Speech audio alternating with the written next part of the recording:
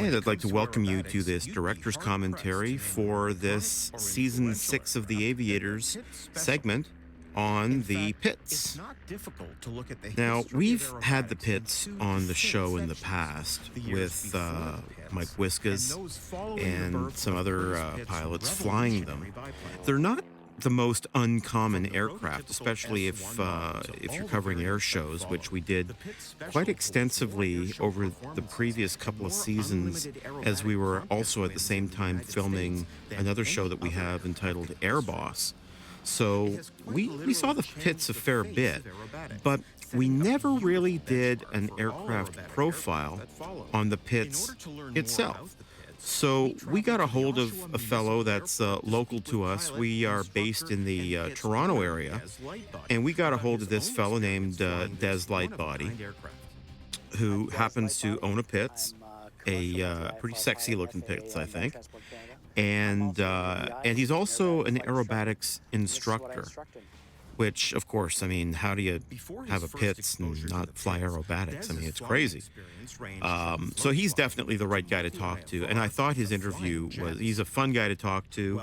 And just as a side, the other thing, I'm not sure if we're going to see any shots of it, but he's got a Harley Fat Boy in there. And he is actually a bit of a historian on the Harley-Davidson Fat Boy. So we're going to be seeing Des Lightbody again on an episode of The Bikers, one of our other shows, where he's going to tell us all about the Fat Boy. And of course, I'm a Harley guy myself. I have a Softail, and you might argue that I'm a little bit of a fat boy, but I hope you don't do that to my face. Nah, hey, I've been called an Italian meatball, so no, an Italian bowling ball. That's it. But hey, you know, I am what I am. I love me. My mom loves me. My wife loves me. That's all I need. Anyway, so back to the Pitts. Anyway, folks, the Pitts is a pretty remarkable aircraft. I mean, it's a sexy, cool, small, fun little aircraft, and some of the best pilots in the world fly them and love them. So, I mean, there's got to be a decent association there. I'm going to give a little bit of a behind-the-scenes criticism of Des a little bit here, and it's sort of like a love tap. We really wanted him during the interview to focus quite a bit on talking about the aircraft, which he did do quite a bit. But it seems that he would start talking about a component of the aircraft and then come full circle and then bring it back home to a discussion on aerobatics. And that's when he came up with the certified Pitts S2A. It's grown a lot since then, and we still have those competitions today. This is still one of the best trainers on the market. So he's talking about training, aerobatic training, of course, and it's an aerobatic aircraft. Curtis Pitts designed an aerobatic aircraft. So, I mean, the Pitts is an aerobatic aircraft. So to separate the aircraft itself from its designed function, I mean, it seems crazy. But we really did want to focus on the nuts and bolts of the aircraft quite a bit.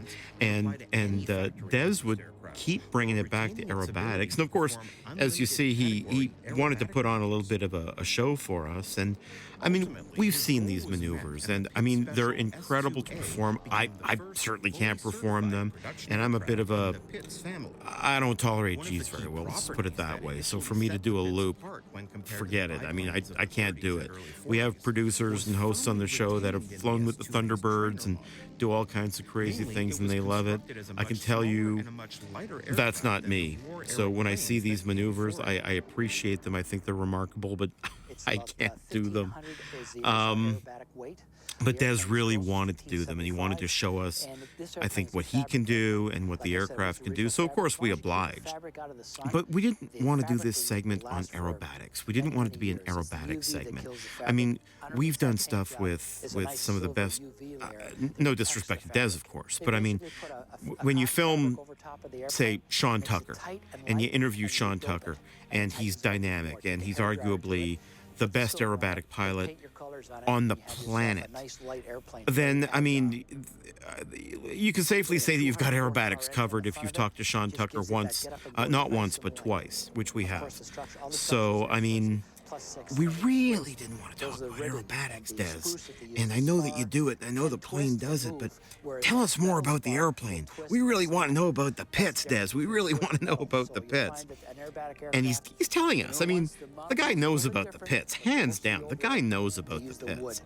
And he's sharing the information, but to get it out of him was kind of, we had to dance all around the talk of aerobatics to bring it back to the actual aircraft itself. And it's, you know, God love him. He's like every other aerobatic pilot I think we've ever spoken to. They just want to do it. They just want to share it. They just want to take you on an aerobatic flight. They just want to explain how they do it. They love it. They love it up and down and left and right, because that's how they fly, up and down and left and right and back and forth and topsy-turvy and every which way. The power in this airplane is different than most airplanes because we have a constant This is the kind of stuff that we wanted. We wanted the behind-the-scenes nuts and bolts of the aircraft. Give me something about flying this airplane that I would never, ever know unless I flew the aircraft. And I can only get from someone who flies the aircraft. And he told us a lot of that stuff. I love it. I just loved hearing that stuff. I'll tell you something else.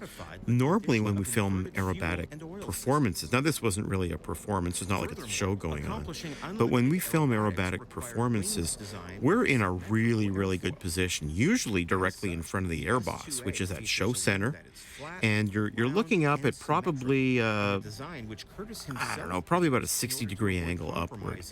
Where you don't want to film an air show is directly underneath it, because that means now your cameras are pointing straight up in the sky. It's very, very difficult for the tripod to hold the camera in that position, and it's really awkward to kind of find the aircraft in the viewfinder when you kind of have to crunch yourself underneath a tripod. So kind of like at a 45 or even a 60-degree angle is just really, really, really perfect. But unfortunately, we weren't able to do this at an airport, so we did have to go to a place away from the airport, away from the airspace of the airport. And that kind of put us in a weird spot where we kind of were a little bit more under Des than we would have wanted to be. So it was one of the more challenging aerobatic shoots. But of course, this next little area here talks about landing the pits. And I think this is probably what I found as a pilot to be the most interesting thing, because this is, I want the flight experience, and I think we're getting it here. Of course, I'm interrupting it with the commentary, so I really do encourage you to watch the segment without the commentary, and you'll really, really enjoy this experiential kind of a feel here. Between the POV cams that we have capturing the in-cockpit and all the POV in and around the cockpit, plus we had 3 cameras on the ground, 3 camera operators on the ground, and we did have a few goes at this. So I think we got a lot of good angles. And Des talking us down the way he is, as a pilot, I kind of feel like I'm landing the airplane, you know, and that's what we were kind of going for here.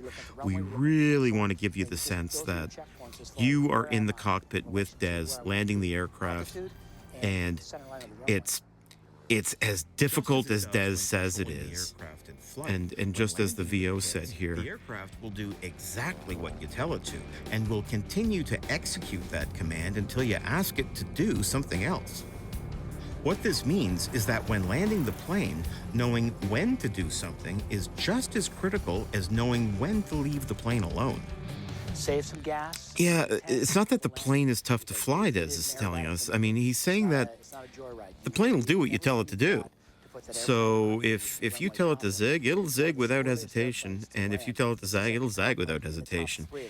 You just got to know if zigging is the right thing to do right now or zagging is, you know? So it really is, by the sounds of it, not very forgiving, and it relies on one sharp pilot.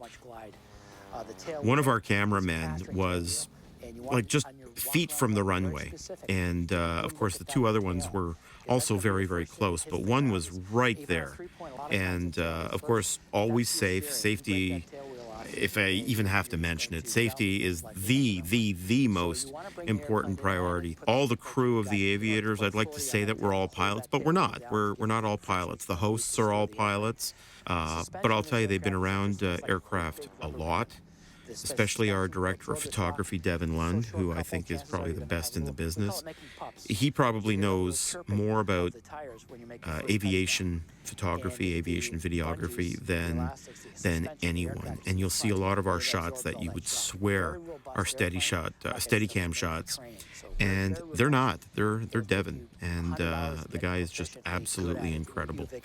And that's that's who we use for the shots that we get on the Aviators, and we're very proud to have them. Of course, the segments are put together the way they are in a very entertaining and enriching way with the help of writers such as Andrew Johnston, who joined us last season, and I think he's a storytelling master. And of course, our editors over the years have been terrific, and our lead editor now is Taylor McConaughey, who is just, I call her our award-winning problem solver. So, if you love the Aviators, I thank you for all the good comments that we get from our fans. But I thank you not on behalf of me, but on behalf of those other people that I've mentioned who really put their heart and soul into it and really put together a show that is better than I ever thought it would be, and so I'm glad that you enjoy it. So I hope you're enjoying this commentary as well, and we'll get a couple more for you done, and I hope you enjoy those as well. But please do enjoy these segments without me jabbering on through them, because a lot of people did a lot of hard work to bring them to you, and we just hope you enjoy them. So please do watch them and enjoy them. Talk to you soon.